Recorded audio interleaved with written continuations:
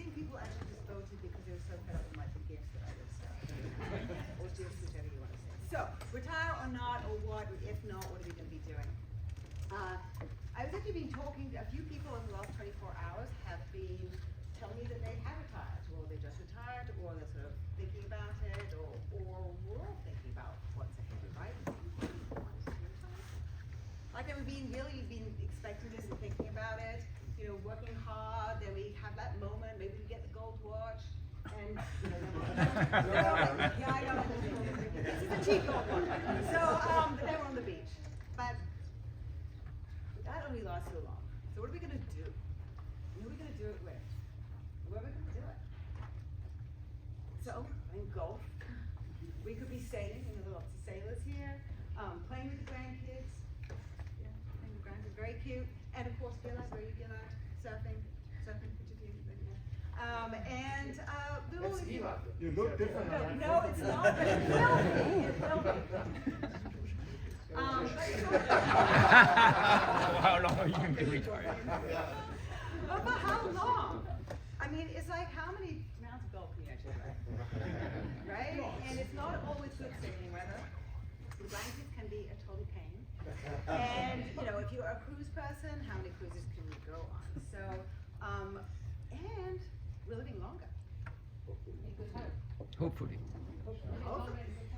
Yes, we are. So life expectancy, just like this is what we can be thinking about. Can we move country then? I like that. This is the way to be thinking. So, what is your plan? What is your plan? Do you have a plan? Remember, Manfred Katsubi told us be planning 20 years in advance, right? So, let's be thinking, first of all, about our plan. I don't have a plan. Okay, so we actually have to think about our physical being, because that's all part of it, how we're actually going to be enjoying our retirement or not. So what can you do? Be physically active.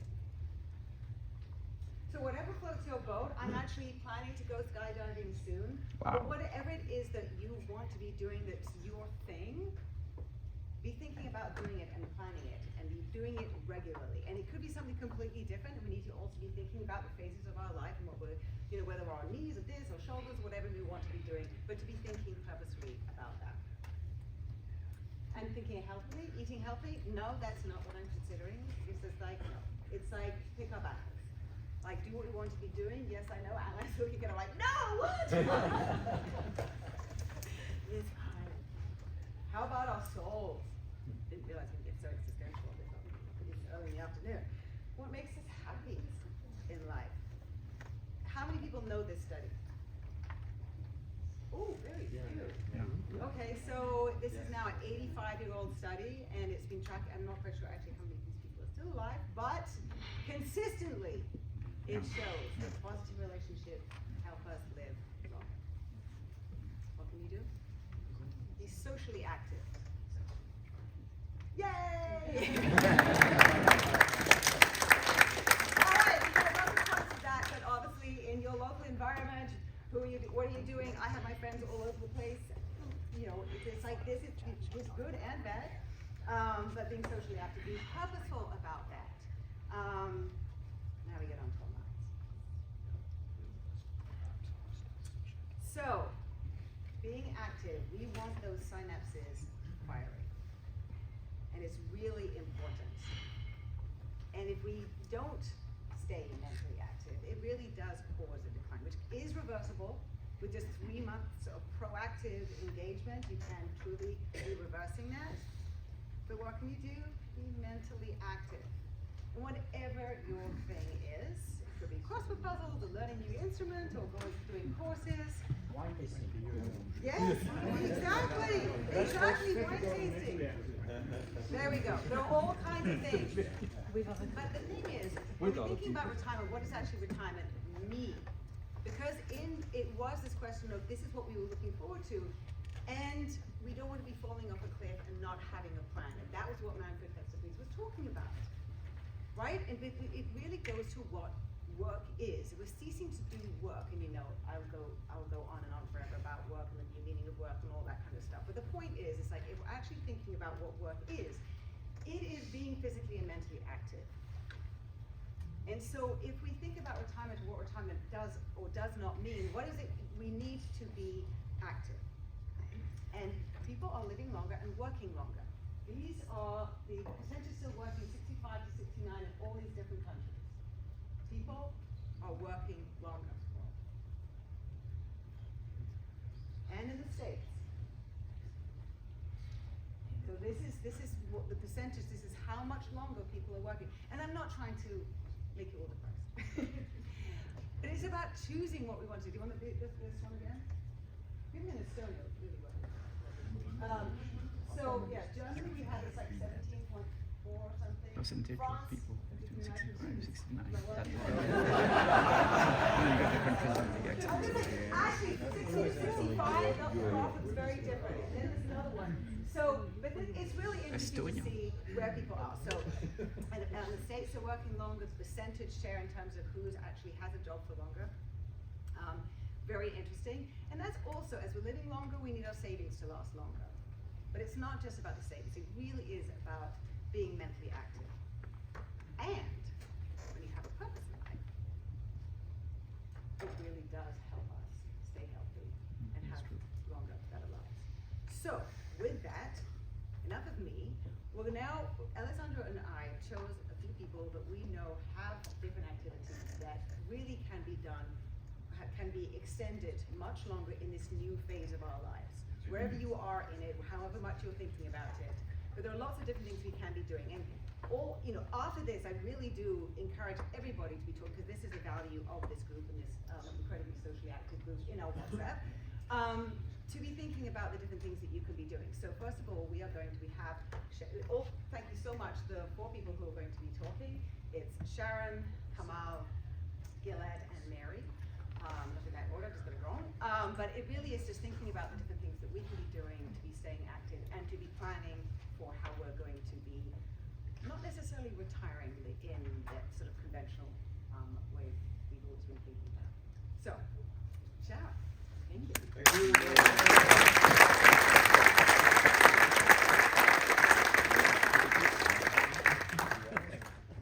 I'm not sure whether going first is scary or not, so I have no PowerPoint.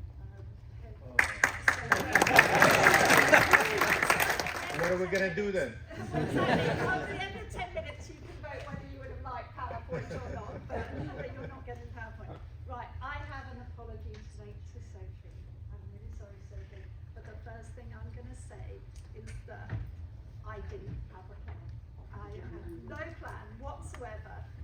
The journey I've been on has been very much about finding things that interest me, that link from something that I've done to something that I want to do, and that give me options. So I would say, from a personal experience, actually thinking about options. Maybe if you're not a planning sort of person, and actually I probably am a planning person, but I didn't have a plan, but having options and creating new options might be another way to think about it. I don't know how many of you know much about me, so I'm going to give you a tiny summary of me and what I've done, and then I'll go on to the phase of my life that's most relevant for this. So I came to, well, before INSEAD, I'm a maths graduate, Unilever training scheme. First person in my family to university, non-Oxbridge, which makes you a little bit unusual for a Brit at INSEAD. And sort of slightly amazed. I was the person that read about INSEAD in a magazine 5 years before I came here and thought, wow. And then, bizarrely, somebody offered me a place. So I got here on a slightly unusual route. But then I did take a bit more of a conventional route out. So I did the consulting thing. Although then I did pop off to India for a year to work in India and then come back to consulting. So always just a little bit of a thread there. And that thread, actually going to India, I went back to Unilever for a year. So again, picking up something I'd done before and using it as a segue to do something that I really wanted to do. Came back and joined the world of retail. Not quite sure why, with hindsight, you do these things. And spent quite a long time running finance and strategy for very big retailers. ending up as finance director for John Lewis, which will mean something to the Brits here and will mean absolutely nothing to everybody else. But it's an employee-owned business. We have the current strategy director, I think, in the audience. Yeah, so they're taking the mantle on, but that was, you know, an amazing experience and a different thing to do because it had a different ownership structure and different skills, different ways to get stuff done, moving away from command and control. In parallel with that, I had run my own charity since I came back from India for 12 years, raising money for education in India. And I'd always had a very strong interest in that, but it was starting to get a bit stressful, and it was starting to be, it didn't fit with doing a big day job, running a small charity. So my best friend sat me down and said, come on, what are you doing here? Here's a job advert for something that might work better. And it was to be on the board of Shelter, which is a big housing charity in the UK. So I thought, yeah, I can do that. And the one thing I've learned from working for an educational charity is that education is necessary but not sufficient to help people get out of poverty. And we were finding our kids that we put through university, it started at 2, gone all the way through, were going to university, and then they were going back to live in the slums in Mumbai. So housing was the next challenge. So for me it was very logical, to other people maybe less logical. But that was my start in terms of doing a portfolio career. I didn't know it was my start at the time, I was doing it because I thought it was interesting and because it was a logical step in my mind. Fairly soon after that, I stepped away from my full-time job, not thinking this was forever, but it was a mix of professional, you know, they were driving me crazy, so I thought, can I do this? I need a break. And private reasons, which my kids were at the age where actually I thought, yeah, maybe I can provide some useful input, maybe not, I might as well give it a go. So I had a bit of time off, and then thought about trying to find something with a bit more variety and less sort of siloed, and ended up going into private equity as an operating partner and spending a couple of years there. A job where I slightly had to hold my nose because the founders were a couple of US quite strong Republicans, and they had some pretty strong views about how they ran their company. But it was an amazing opportunity because you're basically an in-house non-exec. And I sort of knew that maybe I would want to be a non-exec in the future. So being an in-house non-exec is sort of like a proving ground to sort of think about how do I try my styles out on different boards of different companies. So I did that for a couple of years. And then I'm afraid, no plan, serendipity, somebody asked me to chair a business. Most bizarrely, they asked me to chair a Paris luxury goods business. I think you'll be noticing there's nothing in my CV, but towards that. But somehow the person who's a Hong Kong businessman thought that the mix of department store skills, the mix of having been to INSEAD, I think he probably overestimated my French skills. Was a good preparation. So I thought about it because I had a full-time job, and then I had this, which is basically 1 day a week. And I thought, went to the full-time job, said, could I do my job 4 days a week and do this in that nice US style? They said, not a chance, we own you, we do not want to share you with anybody. And I think they were rather surprised when I came back a week later and said, bye-bye then, I'm going to take the 1 day a week option. So it was quite a big move for me. But actually, a leap into the unknown, but a leap into the unknown where I thought it would create options for me. And very, very quickly, off the back of that, I managed to fill a portfolio. So I joined the board of Network Rail, which is the UK rail infrastructure. Again, you might say, why on earth would they want somebody with my background? It turns out they wanted a woman. I'm unashamed about that because, and this is a game of numbers. So there are fewer qualified women than men, and boards want to be 50-50. So it is unfortunately an inherent advantage. the way I reconcile that in my mind is that to be one of those few qualified women, we had to work pretty hard to get there. And so in my mind, that's pretty reconciled. You know, we did our bit getting to that position, and then the odds have shifted slightly since then. So I became a rail expert. They loved the John Lewis experience because it was between public and private. And so they were interested in how you work in environments that aren't as simple as what does the shareholder want. So I leveraged the John Lewis environment into the railway, and fell in love with the railway. Don't ask me why. And then picked up a couple of other things along the way. Again, more of a leverage, all sort of little steps. I came off shelter. I joined the board of a house builder. So I decided, well, I understand the charity end of housing. Now let's try and understand the corporate end of housing. And I can tell you, their perspectives on the same problem are incredibly different. So you learn a lot by looking at the same problem from both angles. I quite like to look at it from somewhere in the middle because I think thereby lies the solution. And then my favourite passion, the Science Museum. And I think anybody who's talked to me about that. The idea of, you speak to so many people in the UK who've pursued science and engineering, and they point back to a visit to the Science Museum as an inspiration. So I had the privilege of spending 8 years as a trustee there. And my job was basically to try and make money, one way or another, whether it's by begging money off city grandees or just creating commercial enterprises, but to just fill. The museums in the UK are free entry, which sounds wonderful, and they're partially funded by government, but the amount the government gives us hasn't increased in 15 years. So, we'll run through a bit of basic INSEAD economics. We had to keep raising an awful lot of money, entire buildings that need refurbing. So again, and that one, I guess it was a shelter. I'd done not-for-profit. There was the link.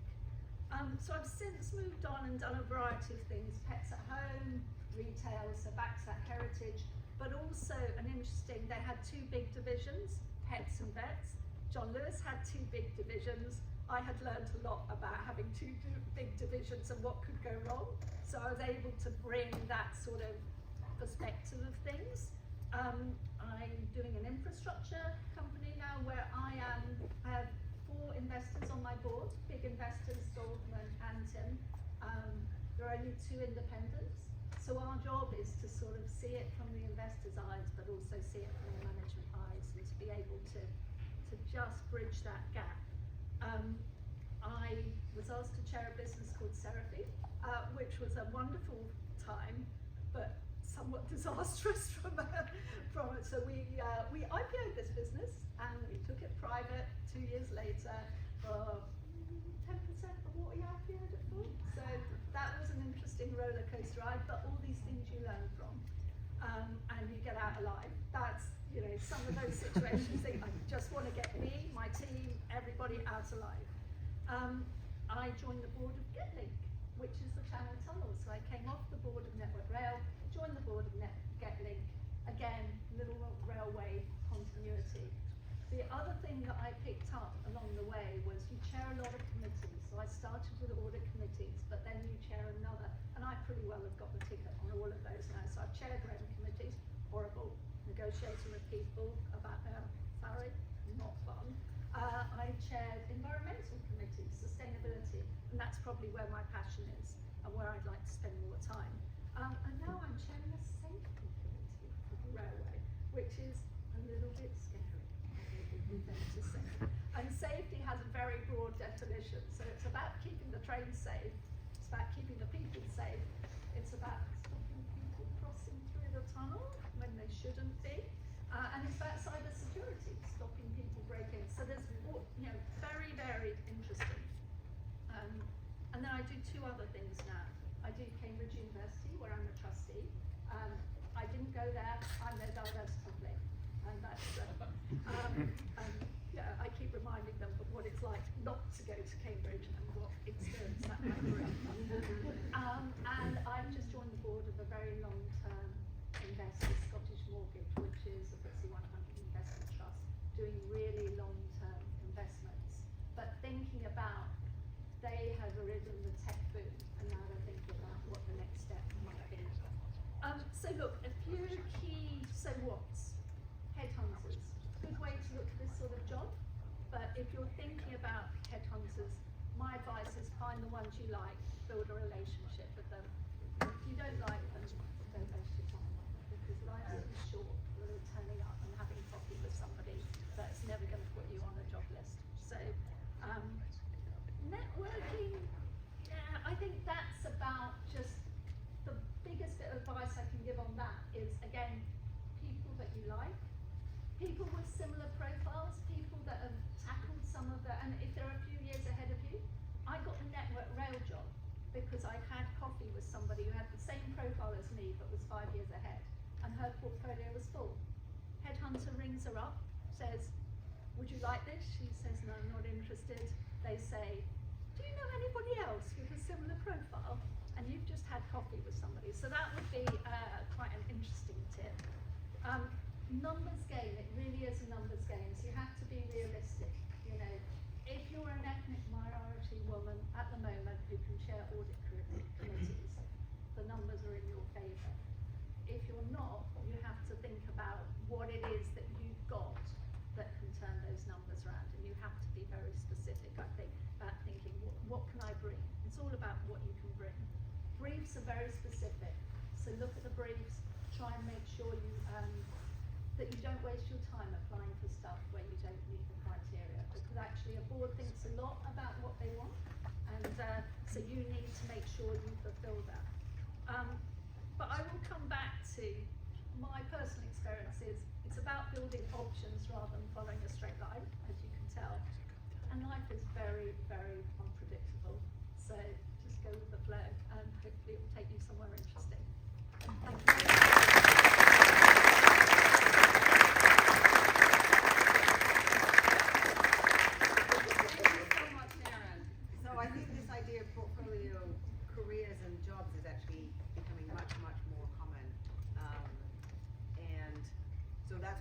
But it does take a number of steps. I know my sisters are the same thing, so she has had a portfolio for over 10 years.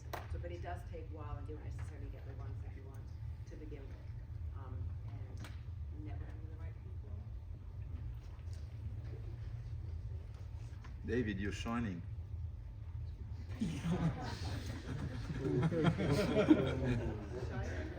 I mean, intellectually.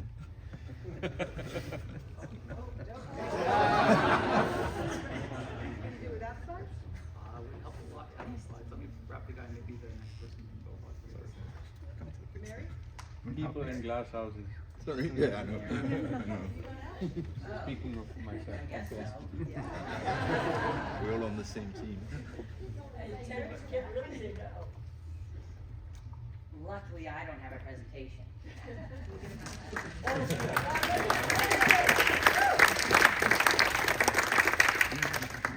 Oh, that's so Mary was on a whole 1980s. new journey. Actually, somebody recently said to me, oh, but we don't at our age, we don't start up new businesses. I said, no. Yes, we do. Oh, thank you, Mary. All right. I wrote a book because I felt like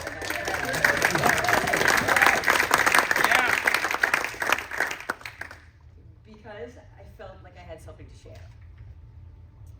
So John and I, as many of you know, had 4 girls. Who knew it was going to be so hard? Right? There's the classic craziness, 4 girls in 5 years.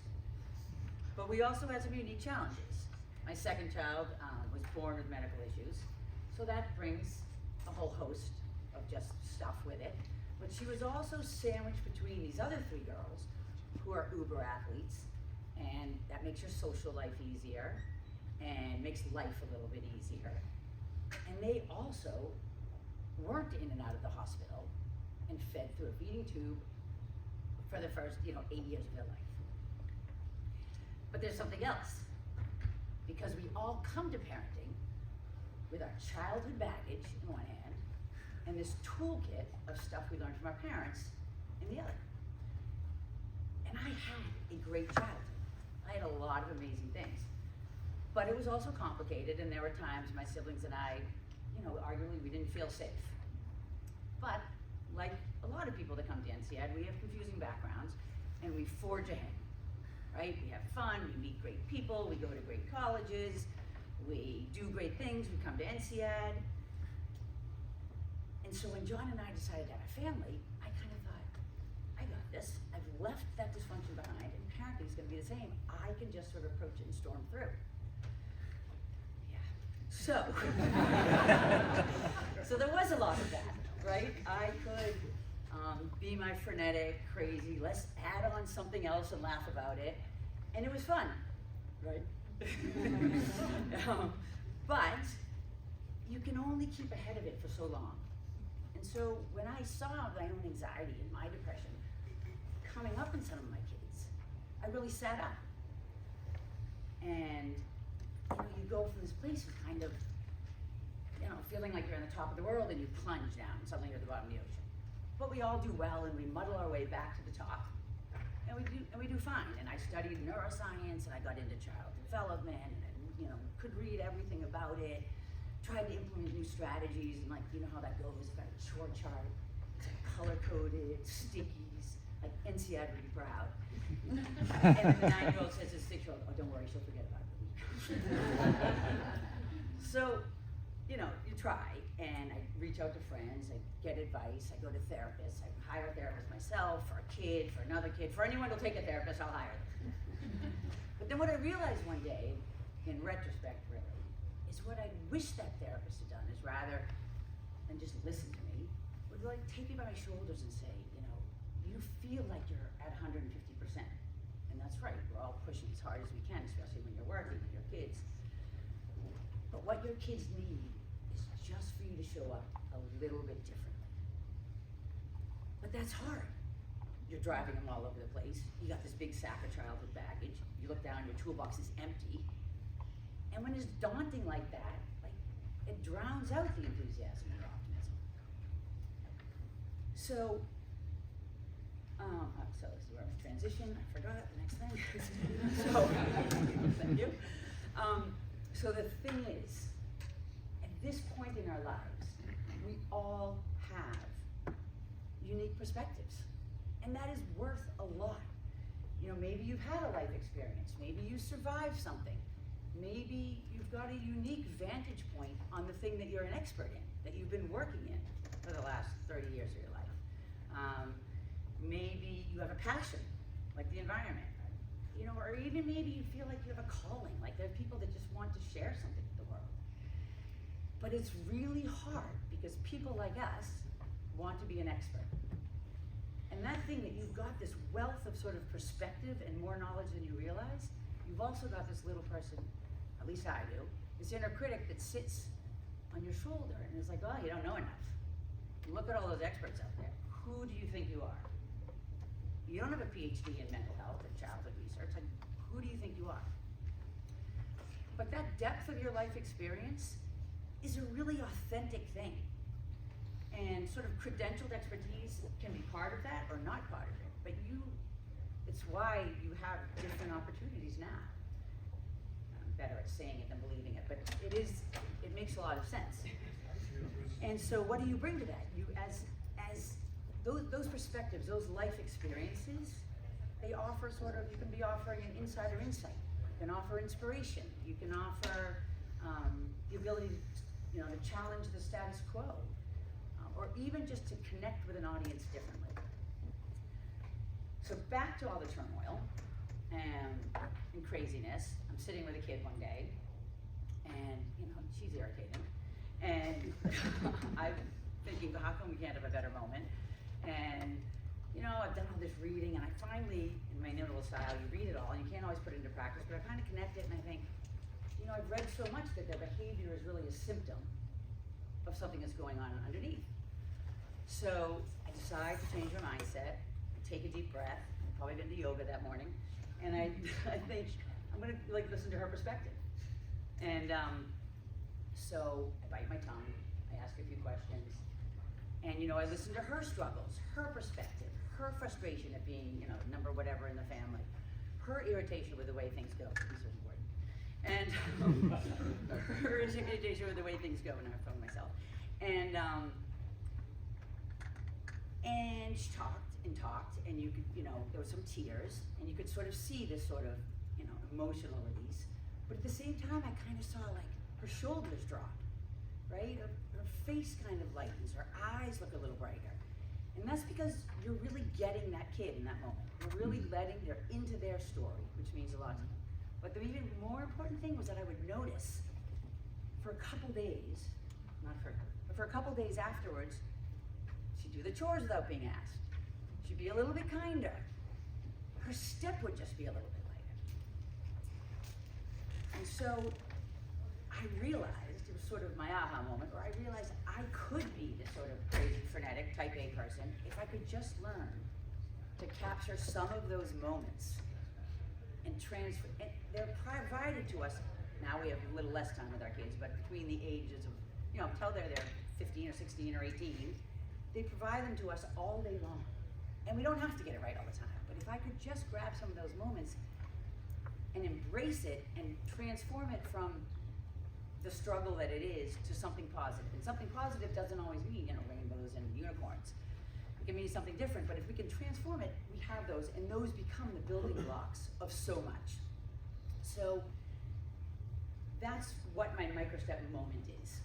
A microstep moment is sort of helping parents assess why they're showing up the way they are, the stress, the overwhelm, the baggage, the triggers. Look at what's happening in that moment. Suggest some alternatives to how they could approach that moment, and then explain why it works. So I'll just give you an example. It's not a parenting class, but just for the fun of it. So an example, a dumb example, like, did you ever have a 6-year-old that didn't want to get out of the bath? And all you're thinking is, I had a terrible day at work, I've got a presentation that was just piled on, and I have a glass of wine waiting for me downstairs, and all I want is this kid to go to bed. So you just want to, and you're triggered by the fact that they don't respect you. Like, who knows how you grew up, but for some reason, you think people in general don't respect you. So now you want to say, get out of the bath. Why are you such a disrespectful 6-year-old? Oh, you know better. Get out and go to bed. But there's reasons for all of that I just mentioned. And we're not appreciating their story. And the kid's behavior, I won't get out of the bath. In this case, it's not some huge, deep thing that's going underneath. He wants to play with his duck because it's in the bath. But he can't articulate.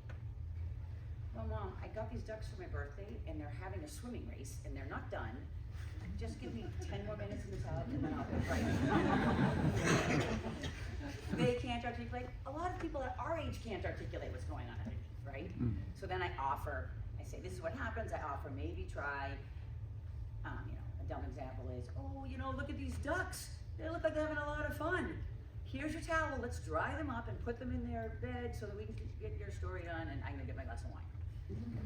It's not gonna work necessarily that minute, but we've shifted the mindset of the parent, we've given them an opportunity to do something differently, and then I sort of wrap it up with an explanation of why that works, and in this case, when we get in a kid's story and we understand them, just like when people understand you, welcome Sophie Smith and empathy, you are driven to do better, to be calmer and more cooperative. And secondly, when we show up as a parent and as a captain of the ship, even though it's hard to hold those limits, kids feel safer. And when kids feel safer, they connect with you better, they become more confident, they gain self-esteem, and they get more resilience to live in this world. So I explain all of that in 500,000 words. So then I decided, okay, so I have a lot of those, right? I give a situation. Then I decided, all right, I can put these in a book. That's a way to share it with more people. And it also could give me some credibility, because I don't have that PhD, and I don't really like you here, but now at least I can say I'm an author. And so I put it into a book. And in the process of doing the book, because it's not that I started 30 years ago and I became this expert, like a lot of you have in your own fields, and you can take that and either do something different with it or not. Really, while I'm writing the book, I'm like, oh, I could make a framework out of this and pretend I really figured it out a long time ago. So then I call it, with the help of John, we call it the microstep method. So now I have a microstep method that consists of these moments. So what now? So now, I sort of need to commercialize it. Me, the method, the book. In some ways I feel like that's almost harder, because there's a lot of skills I don't have, and at least, even though this other part was hard, at least the perspective was inside me already, I just had to find it. And so that's hard. I got to make some decisions, right? I would like to be on a speaking circuit. I'd love to have a product that I can sell to corporations or sell to schools, and then have something I can pass on to the kids or sell or do something with. And those are all big, audacious goals, right? And I don't necessarily have all the tools yet, and I'll figure that out. But sort of that's where I am. So Sophie asked me, to come up and sort of help us think through what's next. And I said, really? You want me to talk to all these people and tell them what's next? I am really not feeling like I'm in a position to give anyone any advice. But I guess for me, I feel like I come up, I've told you my story. I'd like to believe that, that this is my legacy, and that someday, somewhere, it'll help someone. And I guess I encourage you,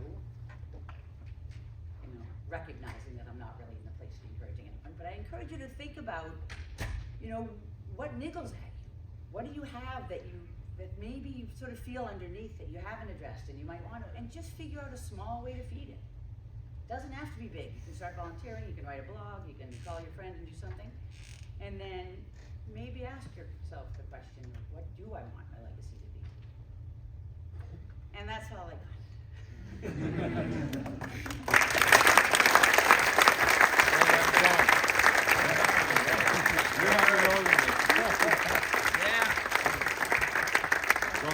I'll try to have babies. I'll try to have more babies and buy the book. Get the book, In that order.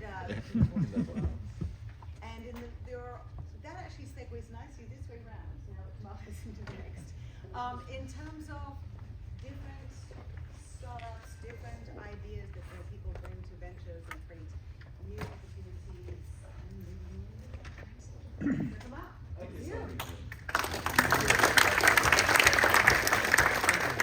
Apologies, I was one of those consultants who sort of got addicted to slides rather than being talk off the cuff. So let me just run through this here. Look, I have a job right now that I absolutely love, and I think I can keep doing after I retire. I am working with entrepreneurs. I'm helping people of all ages, smarter than I am in many different ways, and I'm just really giving a chance to take my experience, my relationships, help them out, help them achieve their dreams. So right now I'm talking to about 2 weeks a month. I'm taking calls with entrepreneurs. I'm taking about 10 to 12 a day, but that's a very easy thing to scale back and step by step to where I'm doing it a couple of days a month. I talk to 2 or 3 people, and I really plan to see this business develop this way and my career to look like that for the next 20 years. So yeah, this is my retirement plan, is to just be talking to a few entrepreneurs, giving them some help a couple days a month. And it's something which you could very easily do yourselves, and I'll just give you some tips for how to do it if this is something you want to add. So there is really, when you start thinking about your retirement, you try to think about, how do I keep my sort of the professional side alive when I'm not doing my day job, when I'm not in this full-time job anymore? And there's sort of 3 things I'll come through. The first thing is you can be directly involved in a startup. Now, you've heard about sitting on a board from Sharon. You've heard about doing your own startup from Mary. I'm going to tell you a little bit about advising, which is another thing. It's a really fun, stimulating thing to do.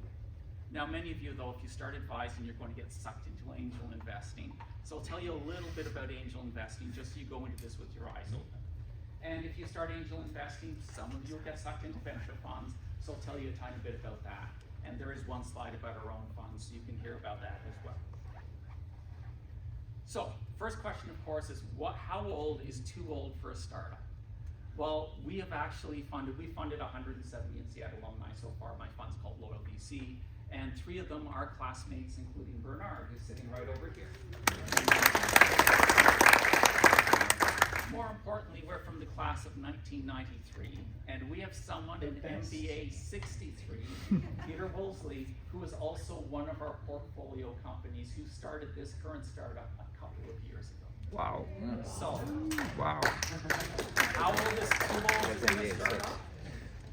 We're nowhere near it yet. So let's talk for a second about advising. The simplest way to get started in advising is there are all sorts of accelerators, different schools out there who all have programs.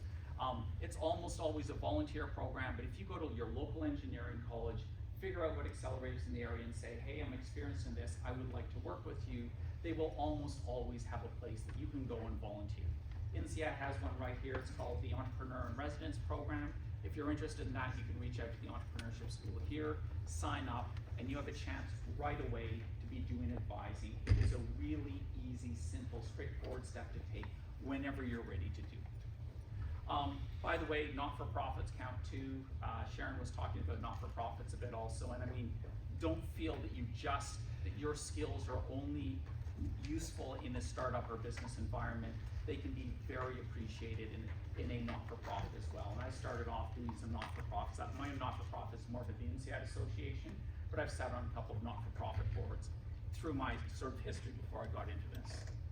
The second thing you can do is you can just find a startup you like and work directly with them. Couple of tips here if you're going to do this. Number one thing, date before you marry. Have 2 or 3 meetings with a startup, because there's always that really excited, you're really excited, you say, let me join as an advisor, and then you join as an advisor and boom, things fizzle out. Really be clear, have a first meeting. If it's a good first meeting, they'll want to meet again, you'll want to meet again. Have a second one. By the time you get on to the third, you should have a much better idea of where it's going. And one suggestion, entrepreneurs are really excited to be working with you. It's like, oh my God, I want you on my advisory board, I want to put you on my website, but then they forget to call you because they are so busy with their day-to-day work. So set up a regular monthly meeting if you're going to do this. Equity, you should get equity if you're an advisor. Standard range is somewhere between 0.1% and 1%. You can expect to be in that range. I know many people who get 2 or 3% out of startups just for sitting on a board. You know you can do it, but the standard range is sort of that fraction of a percent. General tips if you're going to do this. If you do end up going to one of the accelerators or one of the programs, watch out. Many of them will end up making you do adult babysitting, where you're sitting there and you're having calls with the company every few weeks to see what they're doing, making sure they're staying on track, etc. Not a lot of fun. Really try to look for places which allow you to interact, to make a difference on the things you care about. But if it's boring for you or boring for them, you can stop doing it. It is easier to work with startups who are already trained. It is not an obligation. Maybe you want to work with startups who've never studied business before, and you're explaining to them the difference between fixed and variable cost. It is useful, if you want to make it easier on yourself, to have people who already know what some of these concepts mean. If you're going to be advising, everyone thinks, oh, I'm such a genius, people come to me because of my advice. Actually, they really want your Rolodex. That is the number one thing they want, is introductions to customers, number one, then to business partners, distributors, investors, etc. But they really, if you are going to be working with startups, don't feel obliged to open your Rolodex right away, but allow them to earn the right to have access to your content, your contacts, by proving themselves to you. And don't go in there thinking, oh, my advice alone is enough, I'm not going to introduce them to anyone. Go in there understanding that you should, if they merit it, be willing to make some introductions for them. We have a program, by the way, with Loyal VC. If anyone wants to get started advising, you're welcome to start with us. We take 20% of our carry, we share it with people. There's, I don't know, at least 5, 6 people or something in the class here. Alessandro's an advisor, Sophie's an advisor, etc. You get your name on a database. Company wants to talk to you, they call us, we ping you, we say this company wants to talk to you for help with this. You say either yes or no. If you say yes, you're connected. If you say no because you're busy sailing, you're busy golfing, whatever, no obligation. But just be aware that if that's something you want to do to get started, feel free to contact me. And by the way, some of you are more modest. I often find actually with advisors, you get these women who've had a 20-year business career and you talk to them and say, would you like to be advised? And they say, oh, I don't have anything to share. I've just been doing this. And you talk to them for 30 seconds and you find out they're really experienced in healthcare policy. And it's, guess what? Healthcare policy, we've got a bunch of healthcare companies who would love to speak to you. So don't undersell yourself. All of you in the room here have the experience necessary to be helping a startup if it's the right one. So do feel free to volunteer yourselves. One thing to warn many of you who come from a business career or a private equity career is there's a big difference between an active role and a passive role. You can be a decider who's deciding what to do in the business, But if you're actively making the decisions on what's going on in the business, you're starting to run it.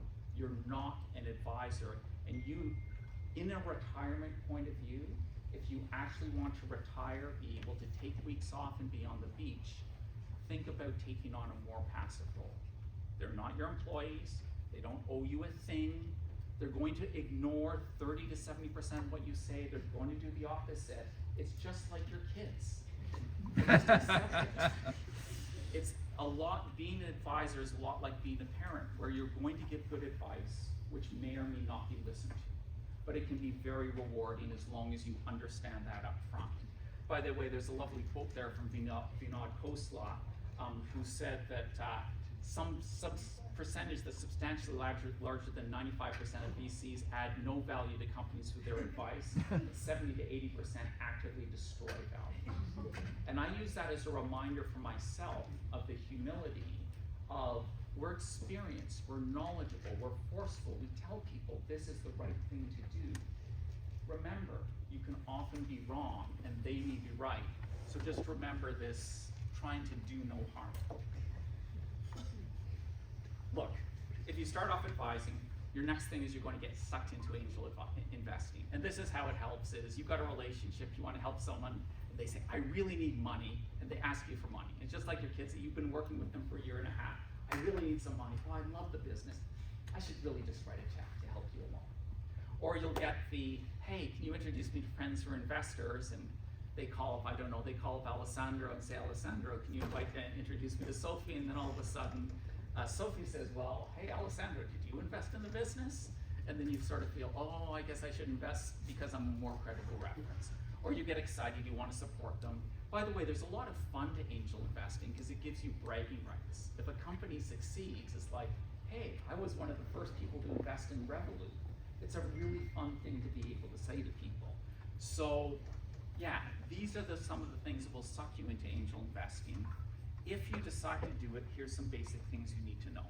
The first thing is, startup math is not what any of you are used to if you come from a corporate career.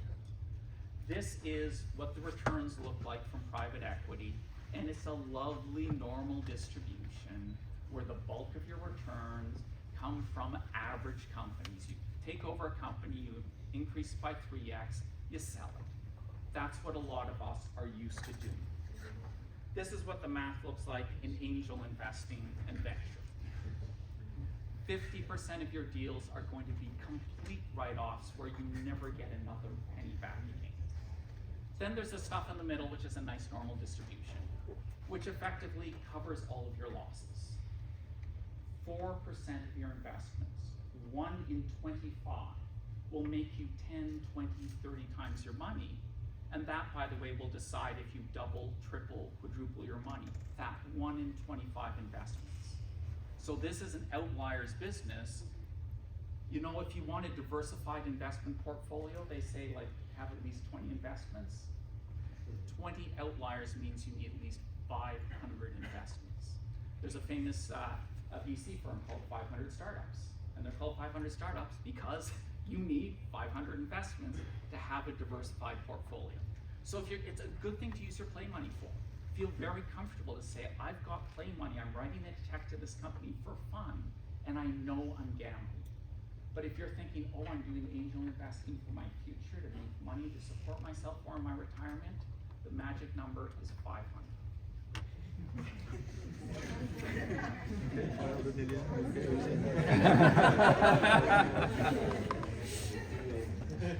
The other thing to be aware about is that angel investing is very illiquid. So I was an angel investor for about 15 years before I started Loyal. They always tell you it's a long time to exit, that 7 years to half your M&As, 9 years to half the IPOs, which is why VC funds are 10 years long. My best deal, I got 30 times my money back. So yeah, it was a really good investment. It took me 14 years to exit that company. So just be very, very aware that when you're putting money into a startup, you can't touch it for 10 years. It may be 12, it may be 14. Some of them is like, oh, we're going to go public in a year and a half. And you give them the money and the market changes, and 5 years later, you're still sitting there going, I thought you were going to go public. So just be very aware how illiquid it is. It's also a long time to fail. Now you can always say, okay, I hold an asset, surely I can sell the asset. Typical, if you can find a buyer, and it's hard to find a buyer, you're going to have to write your investment down by typically 20 to 30% to sell it in the secondary market. But it's really hard to find a buyer and complicated to do that.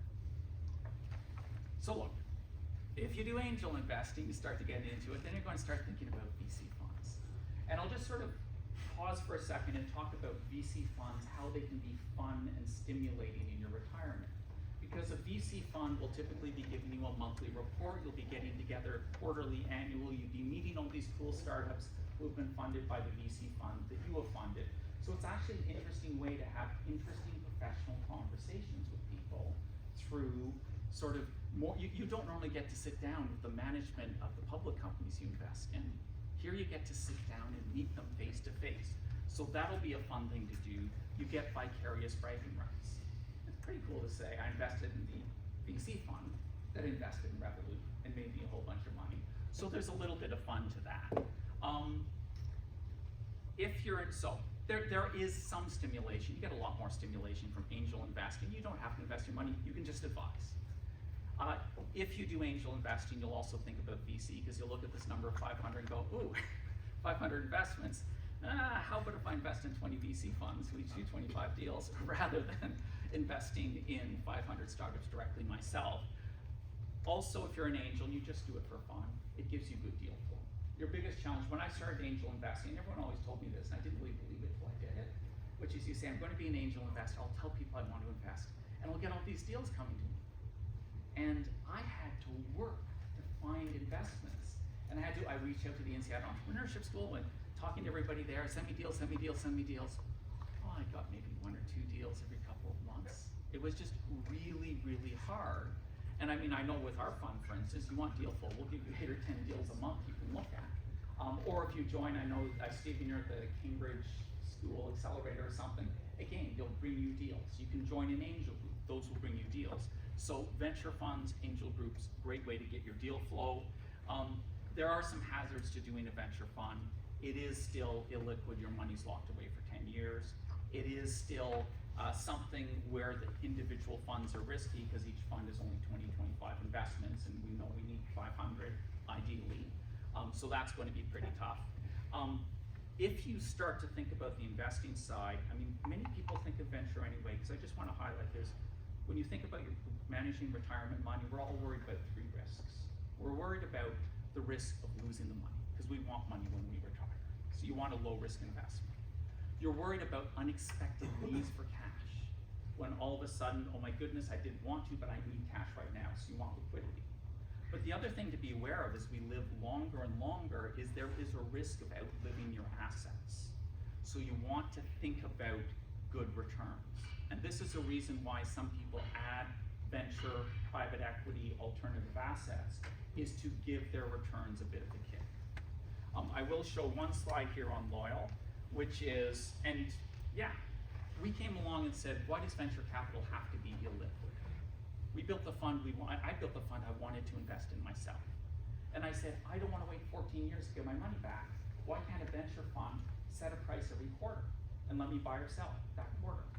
So that's what we do. Also said, why does a venture fund have to be risky? Why does it only do 20 investments focused in one geography and one industry? So we have a diversified portfolio. But we do those. We invest in INSEAD alumni. We've invested in over 170 INSEAD alumni out of the 340 investments we've made to date. We've got over 500 advisors through INSEAD, giving INSEAD people a chance to support INSEAD entrepreneurs. So you can do that with us. We've got 130 of our investors, 5 of them who are here in the room, who have invested as well. So we are basically allowing you to make money from the work of other INSEAD people, and we give money to INSEAD as well. So yeah, that's a quick wrap up. I'll just wrap up there, remind you, you want to be stimulated, work with startups. It's fun. I want to do it for the rest of my life. And it's easy to do. You can do it with us. You can go to your local business school. You can go to INSEAD. You can go to an engineering school. You will find ways to work with startups. Remember to be a little bit relaxed about how you do it. Talked about angel investing, the magic numbers there. And of course, VC funds as another way to get involved. Thank you.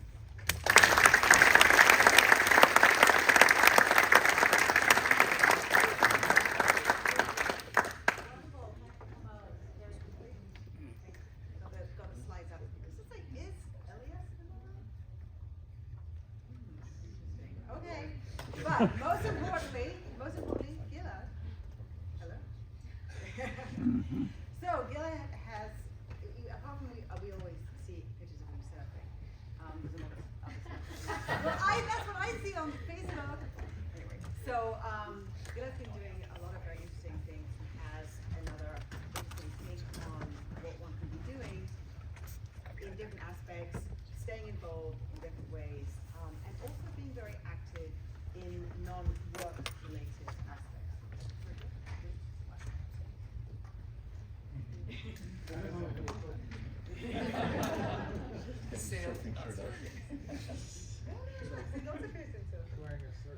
I know.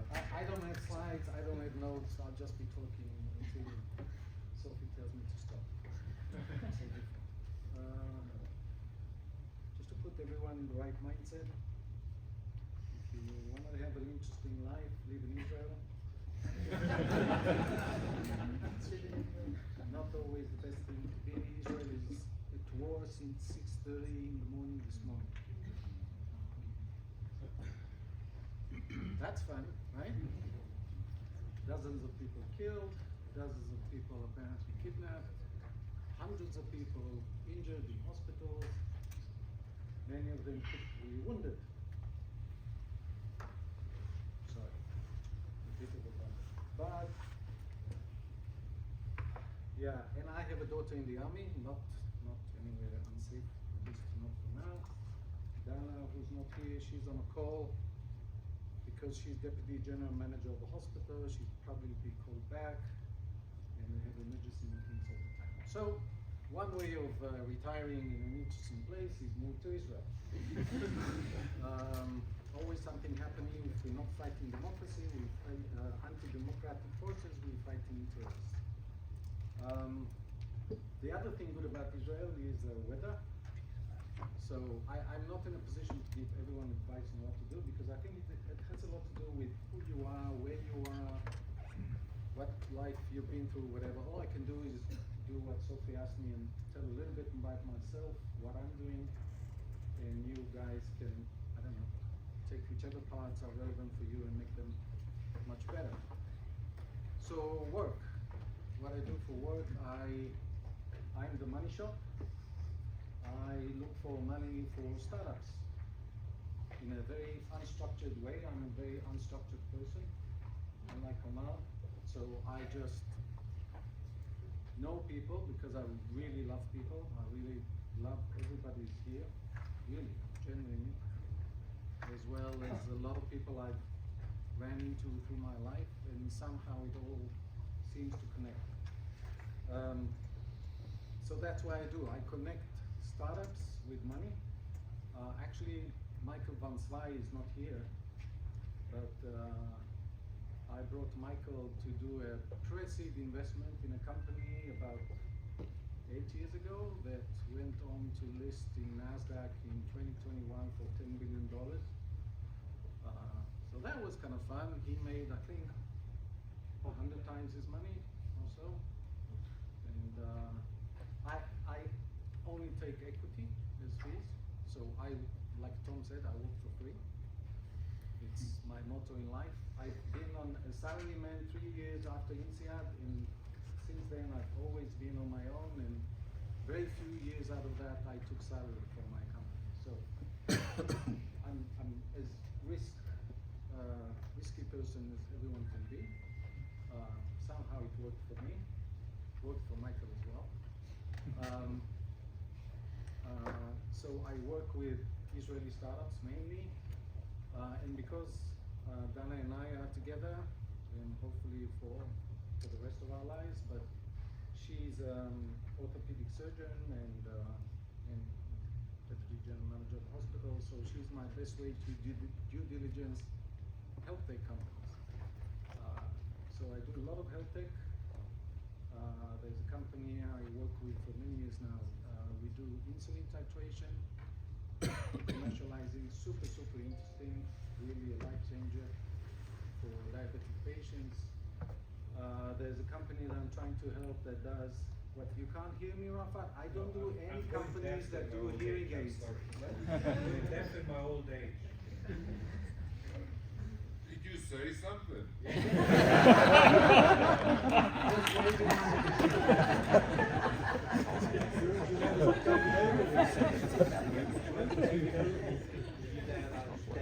Yeah, I remember the joke he said. Yeah. Remember it? Shall I tell the joke? Tell the joke. No, I'm not going to tell the joke now. Everybody remembers the joke. No. He couldn't hear when he was speaking. Somebody asked him, a 93D question from the back, and he said, "I can't hear you. I don't understand you, and I disagree with you." Who was it? David Ogilvy. That was a nice lecture. So, I'm helping a company that does insulin titration with an app. It's the only software ever to be approved by the FDA for a software that gives medical advice directly to patients without a doctor's intervention or approval. Wow. Pretty amazing. And we make a lot of money in the process. We get hundreds of dollars per patient per month for every patient who's using this app. And it's because it's super effective. I'm helping a company who, if successful, they're in human clinical trials now. They will have the world's only treatment for stage 4 cancer tumors using nanomaterials and hypothermia, basically burning the cancer. I'm helping a company of my best friend from my army days, who is doing non-invasive pregnancy testing for pregnant women. So basically we take blood, they take blood from a pregnant woman and already in week 10 can do a complete genetic mapping of the embryo. Also pretty amazing, 99% accuracy. So there's so much interesting stuff. There's climate tech and whatever, and I'm in a fortunate position of always, again, taking fees only as equity. So I don't take retainer and I don't take cash. So I only make money on 2 conditions. One, that I was able to get funding to the company, and second, that the company was successful. So only if the company made money and the investors made money will I make money. So, it's almost impossible to refuse when I offer to help.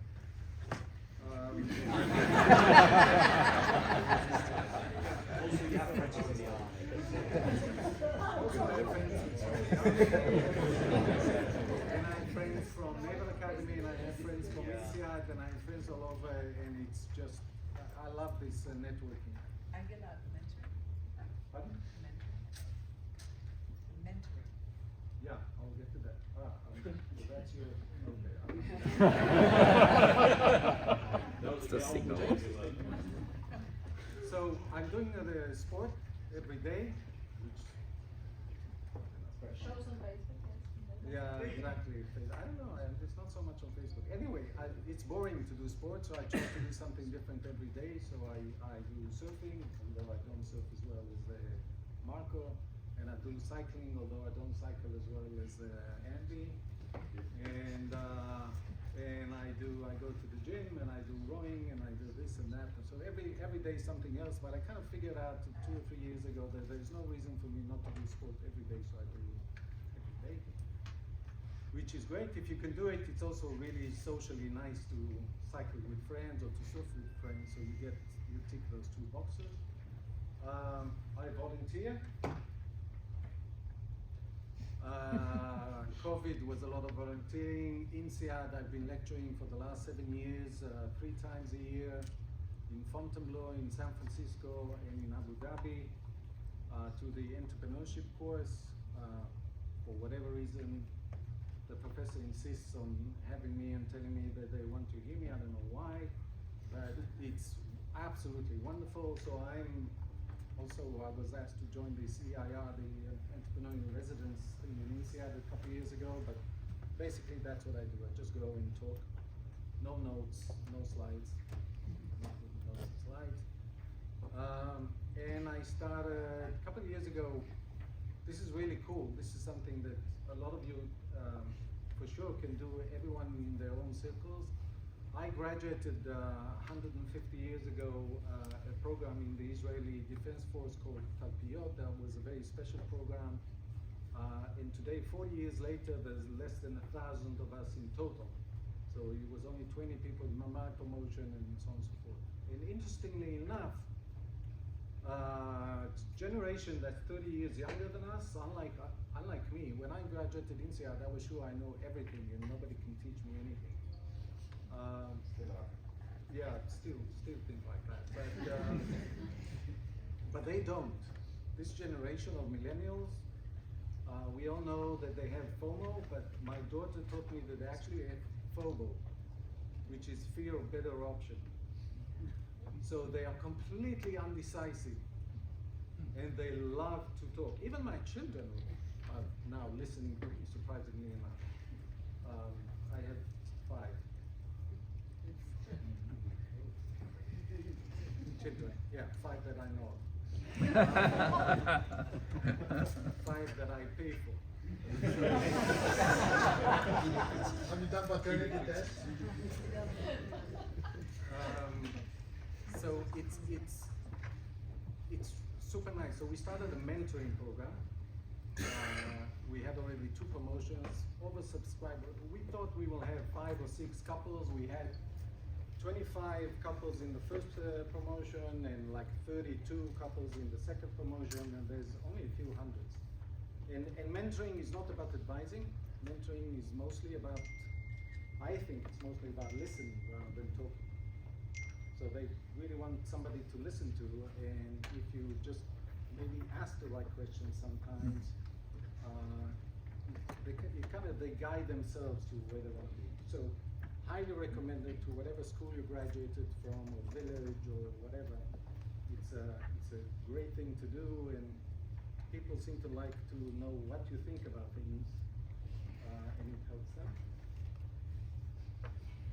So the only advice I can really give you, because I don't know what you are and where you're coming from, is wear sunscreen.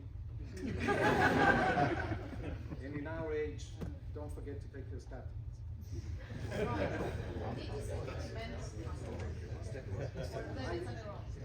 I don't mentor. I mentored in the Naval Academy graduates. Right now I'm running the program.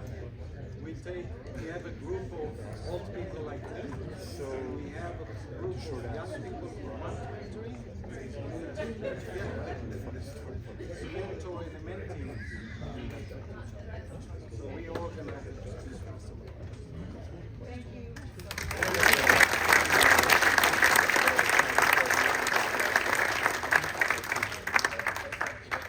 And I apologize if I saw something go past about Israel, and I was actually working on this presentation all night, so. It's not your fault. Hopefully. I have a lot of empathy. So, we sort of constituted our time, and so we don't have to have questions, but you all know who everybody is, and we all can be asking questions of each other in terms of just exploring all these different new ideas. And so with that, I hope you've given some food for thought, just things to think about, and in terms of what your plan and your optionality is that you're going to be developing. We're going to go right on to, and it's so great to know that after all this time, Sunday still can't read an agenda. Wow, he said no, it's 4 o'clock. No, it's not 4 o'clock. Okay, you're on. It's AI. We all care about it.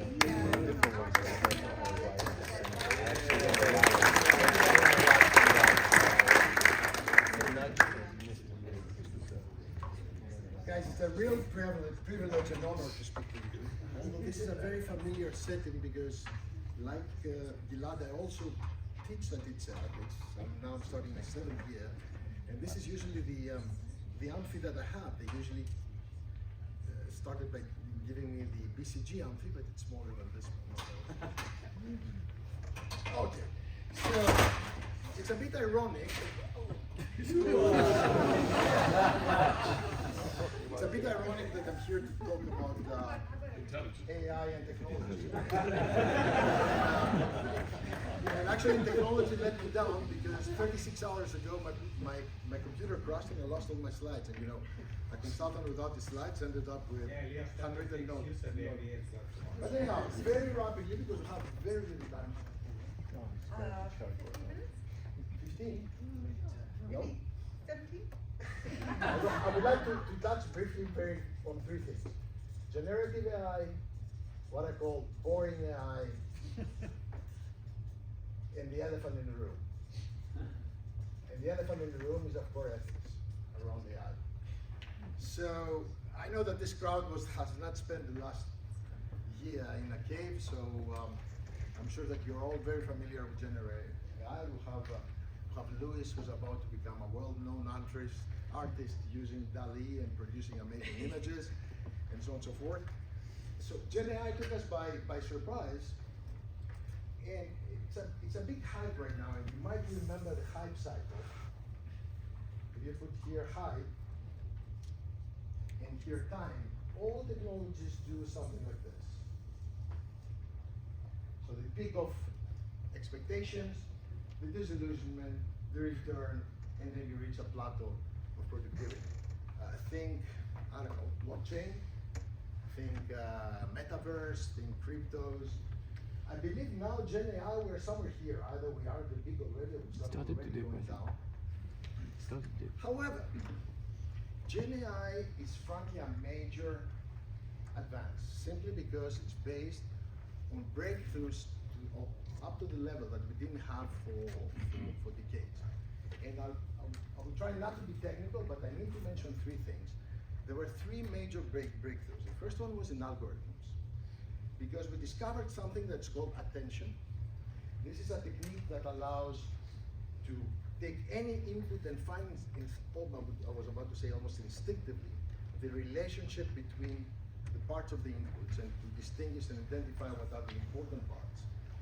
And I'll stop it here because it's relatively technical.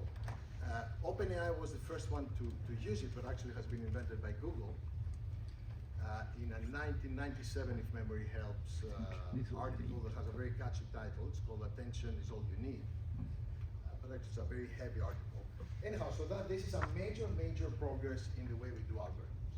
Then we did a major advance in machine learning in the way we train on algorithms. As you probably know, there are several types of learning. One of the most well-known is what we call unsupervised learning. Unsupervised learning is you take 5,000 pictures of various animals, you feed them in the computer, and the computer builds patterns, and at the end, if you show them another picture, it can say, well, this goes in this category or in that category. It doesn't know if it is a cat or a horse, but you can put the horses with the horses and the cats with the cats. Then you have supervised learning, which is you take the same volume of pictures, but each one has a label. So it says cat, dog, horse, so on and so forth. So at the end of this, and this is supervised learning, is what we use, 90% in business. At the end, you can not only put a cat with the cats, but it also can say that it's cats. Replace animals with spare parts, with X-rays, with mammographies, with all the things we are using. This is how it works. And the third thing is something that's called transfer learning. Transfer learning is not something new. We had it before, but they made major advance in the last 2-3 years. Transfer learning is when you take the knowledge of a model. In geek talk, we call this topology. The topology of a model that has been trained to do something, and you apply it to something else. So all these, the three things together, they gave what we call the foundational models. And all the generative AI we have right now, it's based on foundational models that are called LLMs, large language models. A parenthesis here. Many people, because it's called language, they think that this is only about text or about speech, but actually language, everything is a language. Language is a language, but chemistry is a language, music is language, biology is language, and with some conventions about the size of pixels you are using, how you classify colors, and so on and so forth, images are also language. So everything is language. Now,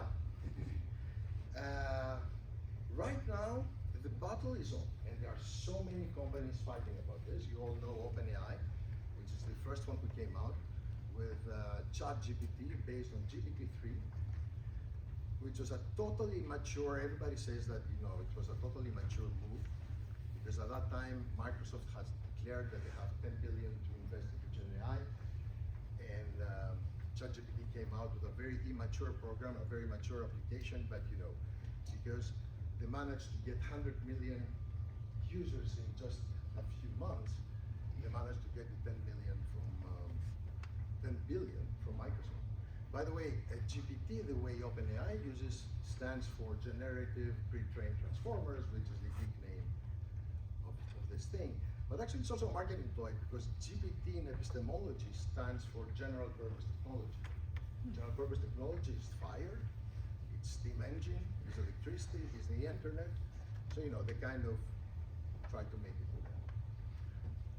OpenAI, then there is of course Meta on Facebook, you know, with their own model. Their own model is called Llama. I mean, they have a few.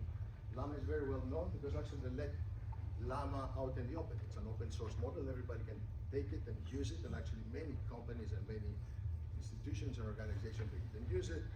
Then we have Anthropic, which is made by people who left OpenAI because they didn't agree about how OpenAI worked, and so on and so forth.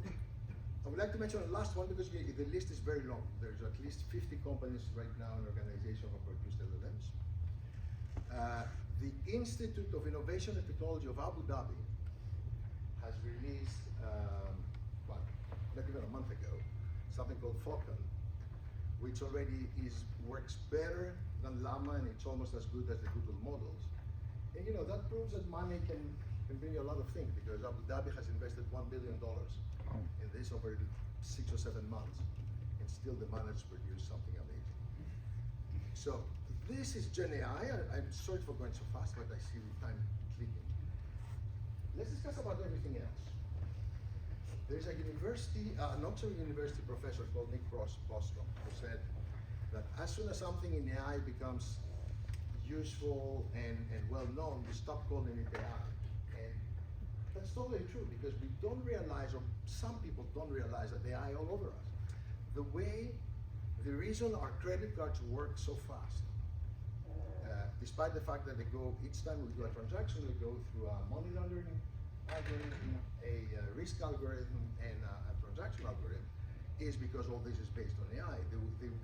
The fact that we have everything, all the goods we have, despite the fact that they're building all over the place, all supply chains nowadays are optimized through AI. The fact that you have robots working, all kinds of industrial processes, even the fact that, you know, logging. Very recently I did a project where we managed to predict illegal logging in Indonesia, and to decrease it by 60% in a year, simply because we managed to predict where the loggers will attack, and you know, we sent the police before that. So there is a huge impact in our lives from artificial intelligence. But this is what I call the boring AI, because we don't see it anymore. You know, nobody talks about it anymore. So I can tell you about use cases on AI for hours, but I would like to speak one which was almost life-changing for me. So we worked, and actually it was been pro bono, we didn't even get paid. We worked for the ICU, the intensive care unit of Cochin. Cochin is the largest hospital in Paris, and it's the largest ICU in France. And people who go in an intensive care unit, unfortunately many of them die. And most of the ones who die, they don't die from the reason that brought them into the ICU. They die from something else. And the larger killer of ICU patients is something called AKI, acute kidney injury. So mainly your kidney is shut off, and unlike the heart that you can restart a kidney when it's shut off, either you die, or if you're lucky, you stay alive, but your entire life you need to be on dialysis. So, of course, ICU doctors are the stars of the doctors, so they are very good, and they are very good in predicting who will go into AKI. Because if you can predict who will go into AKI, there there are ways of preventing it. The problem with this is that they have so many side effects that you cannot just put everybody on this medicine. You need to limit the use. So I was telling you that they are very good in predicting it, but they thought that they could do better. So they tell us, how about if you try artificial intelligence on this? So we assembled a team, a very good team, who had tons of data, because nowadays all this data are electronic and digital. Data over 10 years, 19,000 patients, and blah, blah, blah. We built a series of models, we optimized it, and actually we beat the doctors. We were better on historical data. We're better in predicting APIs than the doctors. The problem was that we're using 1,200 parameters. And of course, we're not asked the doctor to do 1,200 tests, so to get all these parameters. So anyhow, we went into strange mathematical techniques called the dimensionality reduction and blah, blah, blah. And we went down to 15. And 15 relatively common ones that anyhow doctors had in their disposals from normal tests. So anyhow, we tested, it performed well. I remember it was mid-July. We trained them and left them with the model and went to holidays. In mid-September, we received I still have goosebumps saying this story. We received an email from the lady, from the professor who is running the ICU at Cochin, saying the title of the mail was, today, in French obviously, but today you saved a life. And what happened, it was the first time that our model found somebody that got AKI, has been predicted, has been started treatment, and the doctors have missed. So it was a major moment for us. I mean, the entire floor of where my team was crying. It was mind blowing. Since we have saved, I think, 31 people, and right now this application runs at 100 ICUs around the world. So.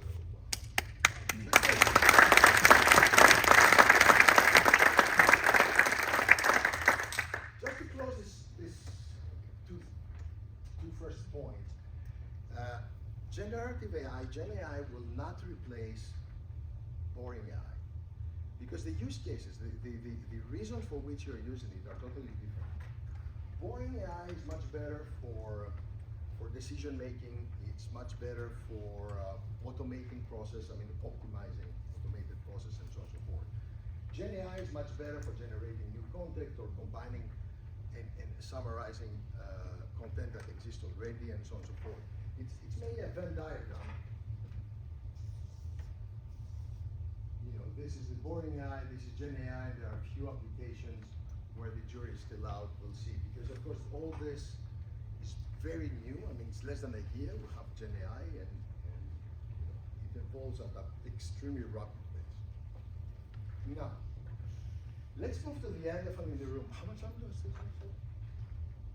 4 minutes? 4 minutes, okay. I mean, you have a minus 2 minutes, but Why is that if the next event is at 4? it's not as at 3:45, and Randall's going to be speaking after. Oh, well, that right there. I give you 5 of my time. Okay, thank you very much. For what price? For a prize.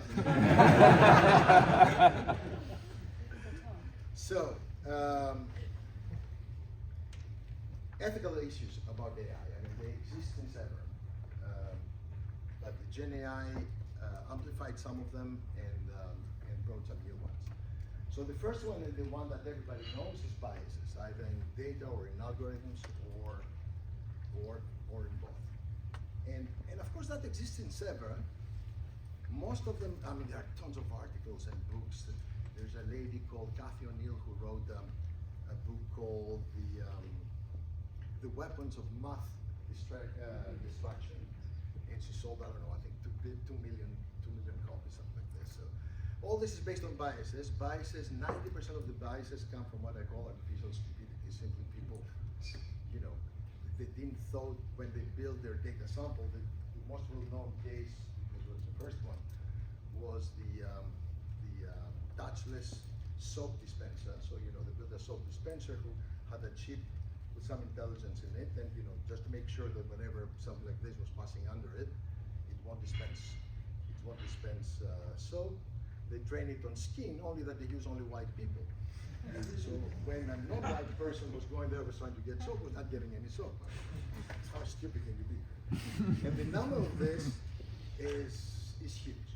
Now, the problem is that as we correct the first order effect, we discover second order effects and so on and so forth. It becomes complicated. I'll pass you the details. But anyhow, these are easy to solve. Then there is decision making.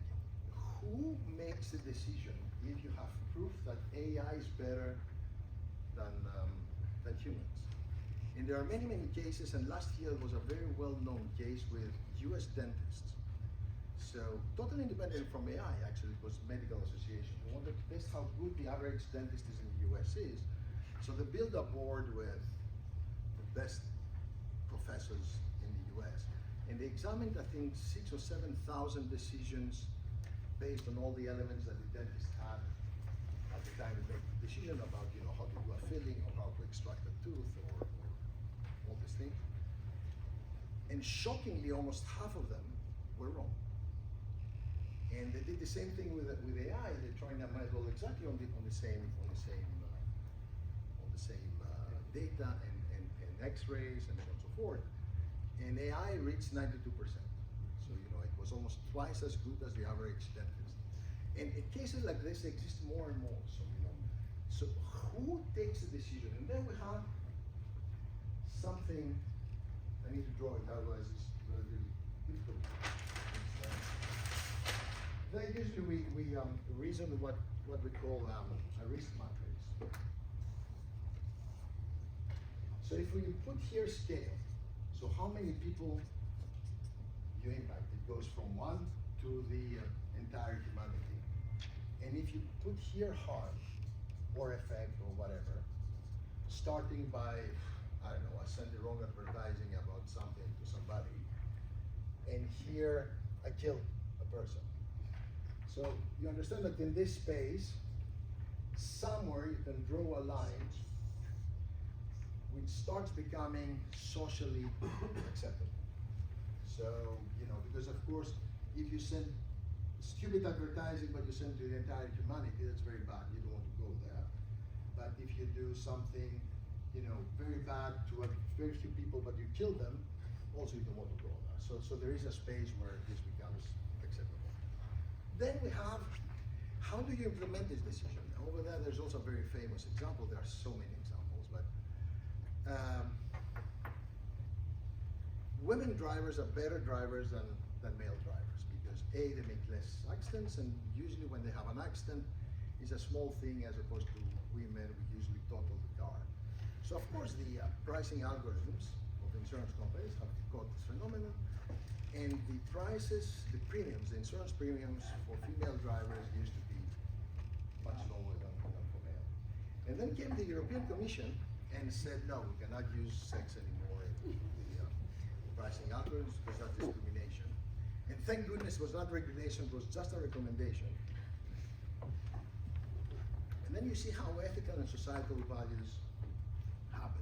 Because some countries, like Sweden, from what I understand, works much more on an equitable principle. So they said, yeah, okay, it's discrimination, but it's good discrimination, and it's normal that women pay less, so they didn't apply the recommendation. France, where we work on equality, said, no, everybody needs to be equal, so we'll apply this, and the next morning, all the insurance premiums for female drivers went up by 30%. And these are the easy stuff. Then you have moral dilemmas, which usually are connected to autonomous systems, of which we start having more and more. And this became extremely important actually last month, because you might have read it. Last month, California allowed for autonomous, so driverless, buses and taxis. And of course, for now, they are in specific corridors and they go very safe journeys. But in a year or so, that would be much less. And there's a very famous sociological example. Again, the beginning started had nothing to do with AI. You might have heard it. The autonomous car that drives with a driver, but it's the car that drives itself, within the road, within the limits, the speed limits, and so on and so forth. But all of a sudden, behind a bus, 3 people jump in front of it. and it's too close to brake. So you have the choice either to go straight and kill those 3 people, or turn the wheel, hit the lamppost, stop the car, save the 3 people, but kill the driver. By the way, what would you do? Who would go, let's say, to kill the driver? French or Swedish? Anyway, so when they did this research, most of the people took the how to put it, the utilitarian approach. Said, well, better kill 1 person as opposed to 3 people. So let's kill the driver. So it was something like 85 to 90%. Then to the next group, they changed the scenario and they said, well, the 3 people, and either you kill the driver, but the driver is you. The percentage is lower by a lot, but they still remain positive. You still better kill 1 person as opposed to 3 people. And then a couple of years later, I think it was Caltech, who has a battery of simulators of autonomous cars. They wanted to reproduce this, so they took people, they put them in the simulators. They didn't tell them that they're going to do this experiment. They just say we're testing how people react in autonomous cars. And at a certain point of time, these 3 people jumped in front of them. The quasi-totality of the people, despite the fact that they knew that they couldn't brake, they jumped on the brakes. Why? Because it's normal. I mean, you have a split millisecond. You don't have the time to build the ethical conundrum, go through it, test all the moral implications, and then decide what to do. You just jump on the vehicle. Sure. And right now we're in a situation where in cases of autonomous cars, autonomous buses, very soon autonomous planes, and I believe already existing autonomous weapons, we ask the algorithms to make decisions that we don't know how to make. Anyhow, so that was already, all those things we're battling about since we have AI in the last 20 years. And then Gen AI arrived and brought a whole new things. Probably you have heard about hallucinations. Yeah. The fact that Gen AI can give you a very concrete and very plausible reply, which is totally wrong. It's totally made up. Simply because Gen AI and LLMs, they don't have a truth function. You cannot determine the truth function. And I remember when the first GPT came out, after the first week of fascination, I started really playing with it, and I asked it, explain to me why the Earth is flat.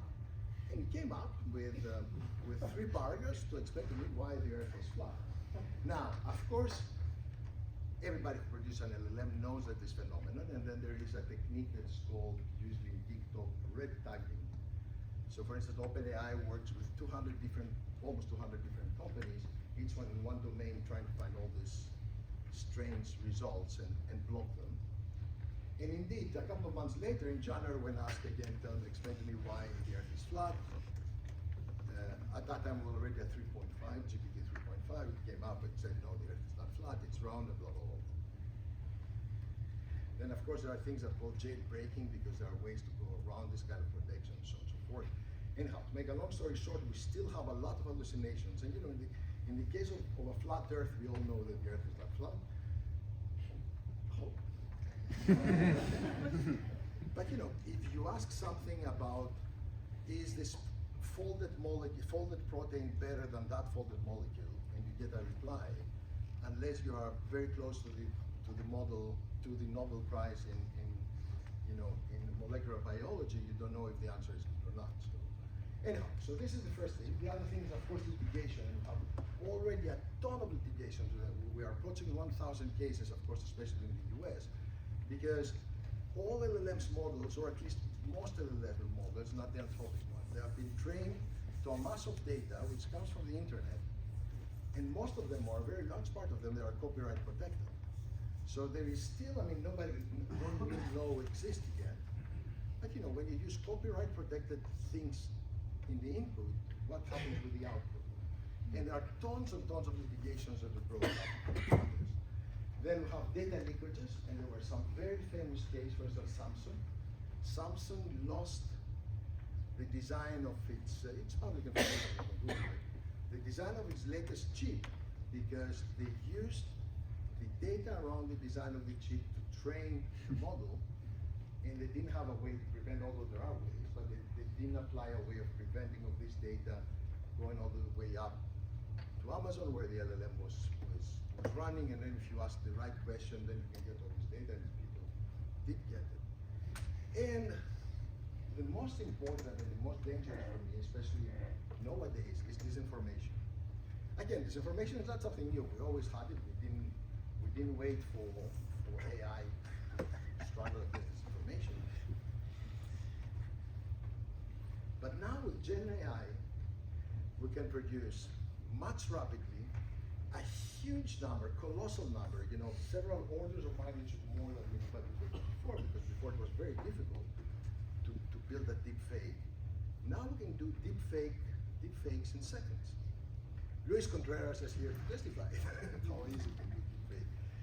Next year, half the population of the Earth goes to vote, because we have votes in India, in the US, in Indonesia, in the UK, all over the world. Imagine, that tomorrow you receive a video from somebody that you respect and says blah, blah, blah, blah, vote for X, Y, Z. You may do it. And this will be based on deepfake. I don't know if you remember the first time we saw probably you have seen it, the Pope dressed in this white ski jacket. It looked to me, I thought it was real. I said, well, he went somewhere, it was cold, he has a white ski jacket. Regulation is part of the answer, but it's a very dangerous part of the answer, because the more they regulate, the more we restrict innovation. And because this does not happen across the world. Already in Europe we can do much less with AI than what we can do in the US, and in the US we can do much less than what we can do in China. And because we're in the beginning of all this, differentials they don't show yet, at least they don't show to anybody else, to specialists. But very soon we'll start seeing the impact of all this. So next to that, there are things that call responsible AI. There are ways of building your AI with guide rails and with rules, try to prevent this, but it's still very early days. In the very little time I have, that's all I have to say.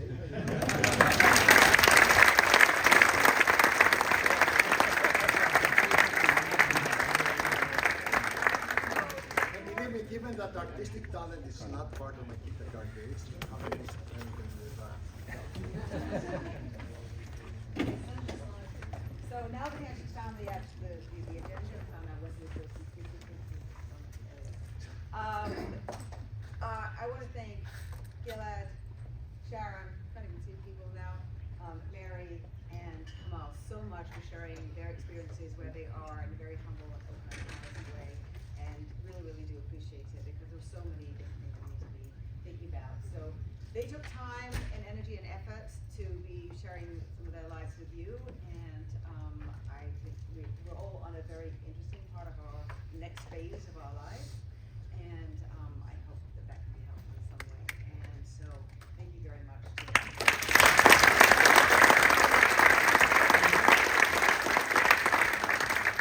Now we're going to have Remy going to speak, and then we're going to have a short break, and then we have a lecture from Professor Rangan, which you don't want to miss. Merci Sophie. And I think we have to thank especially two persons, and we'll have other occasions to thank them. But I think Alessandro and Sophie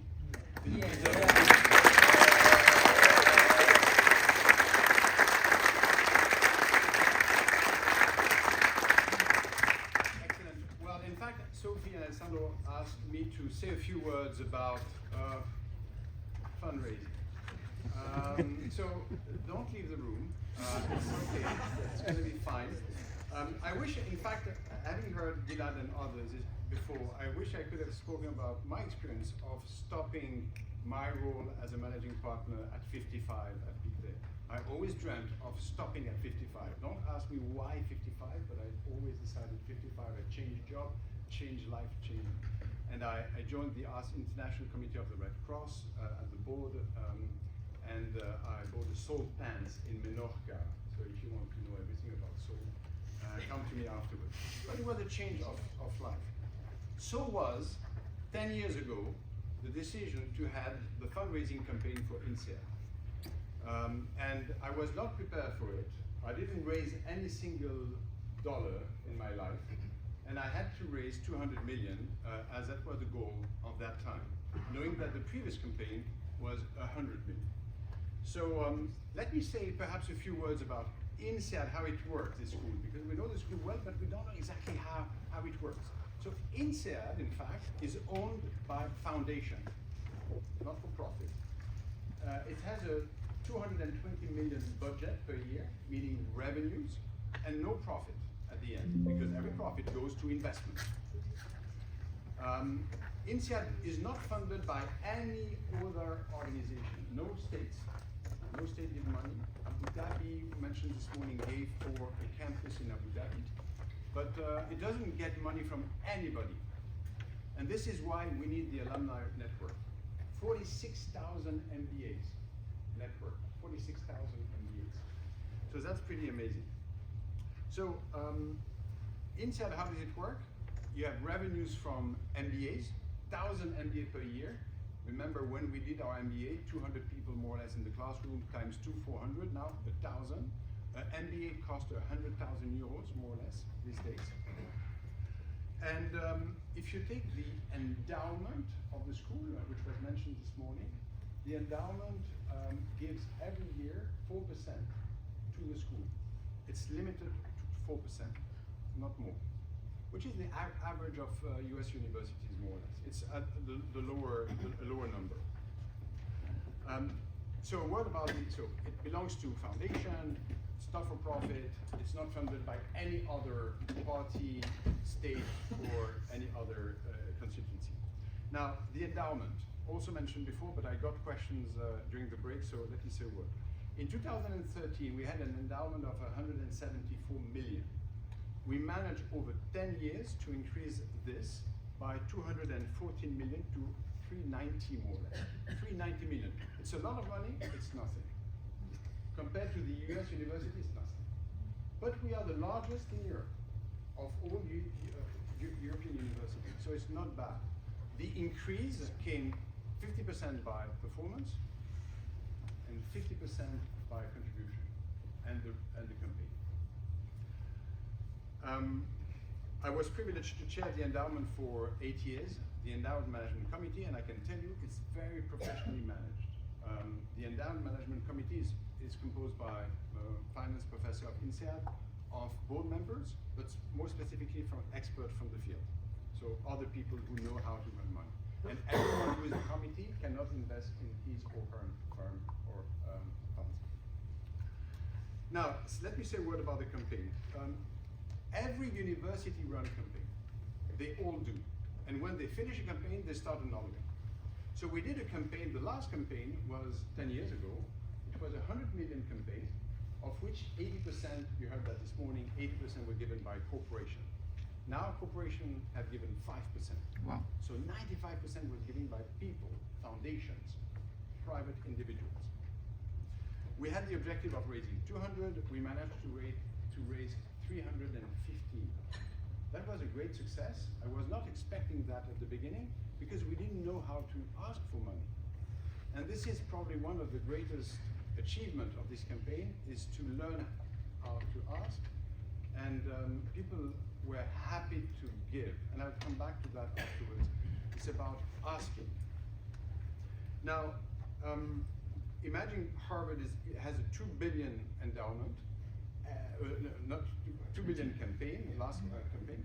When they had to go for money, it was within their 80% of the funding was given by people living 200 miles around Harvard. 200 miles. We have 176 nationalities of alumni. Imagine the spread and depth we have to cover.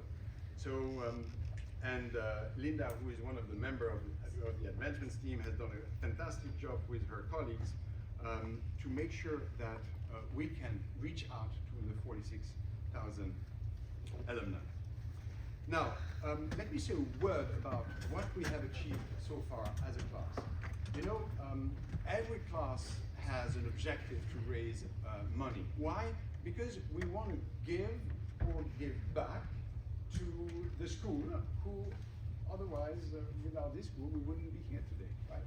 So give money in order for the school to be capable of continuing functioning. Because again, if there is no funding, if there is no giving, honestly, it will be very difficult. Without the endowment, I'm not sure the school could function anymore.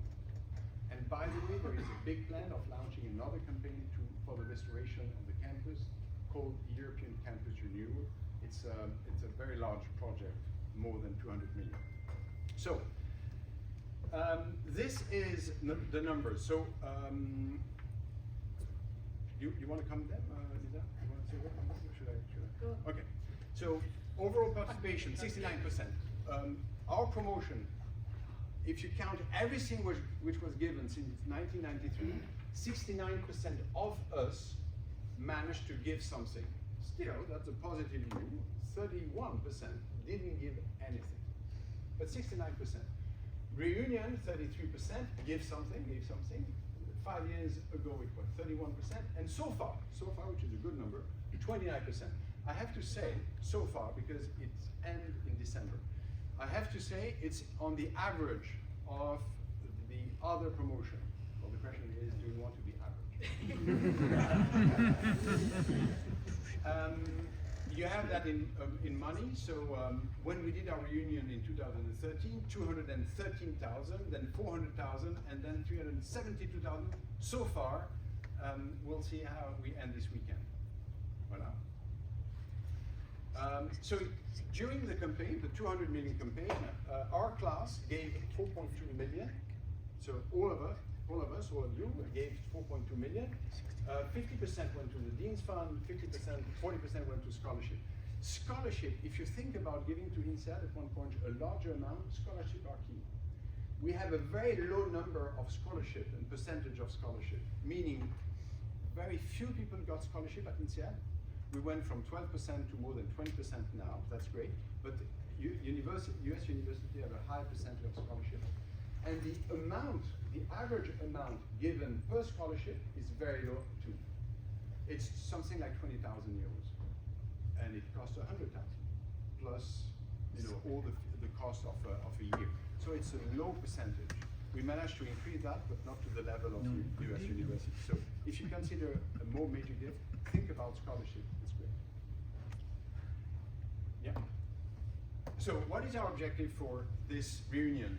It's not 30 years every year. So we said 50% participation, stretch goal. I don't think any so far any reunion reached 50%. Not 30 year. Not 30 year, or 50%, 50,000 total raised. The good news is, if we manage to raise 500,000, then 2 anonymous donors who are here in this room today said, okay, I top up with 100,000. Each or one? 50 each. So if we get to 50, automatically we get to 600,000. This is, in the fundraising world, as you know, a rather standard practice. For example, one of the biggest gifts we had during our campaign was André and Rosélie Hoffman. And they said, we give 30 million to INSEAD to create the Global Institute for Business and Society, and we give another 10 million if you find INSEAD people who give 10 million to this institute. Guess what? We found them. So they didn't give 30, we got 50 at the end, 30%. So this is exactly the same logic. If we manage all of us to reach to 500,000 by the end of the year, then we will unlock another 100,000, otherwise we won't. Alors, so far, as I said before, 29% participation. Think about, we're missing 20%, 20% of 200, that's 40 people-ish. So 40 people, if 40 people contribute, we get to 50%, or we're missing 128,000 to reach to 500. Voila. So, last word. We each of us, we have our individual giving journey. For 15 years, I didn't give any money to INSEAD, not a single penny. Okay? And then one day, someone came to me and asked and explained and said, this is why the school needs you. And then we discussed, and then I gave a bit and then more. And then with my wife, we decided to end our scholarship for underprivileged students. My point is, if you think INSEAD is a great cause, then give to INSEAD. You can give 50 euros, you can get 100 euros, or 1 million, whatever. Start giving. I know the school now very well. I've been at the board for 13 years. I'm the longest standing member of the board of INSEAD. This school is amazing. If this school would not exist, I think the world would lose something. So please give to INSEAD. You can take the picture, you can give it now, you can give it later, but please give it before the end of December so we reach to 500,000. Thanks a lot.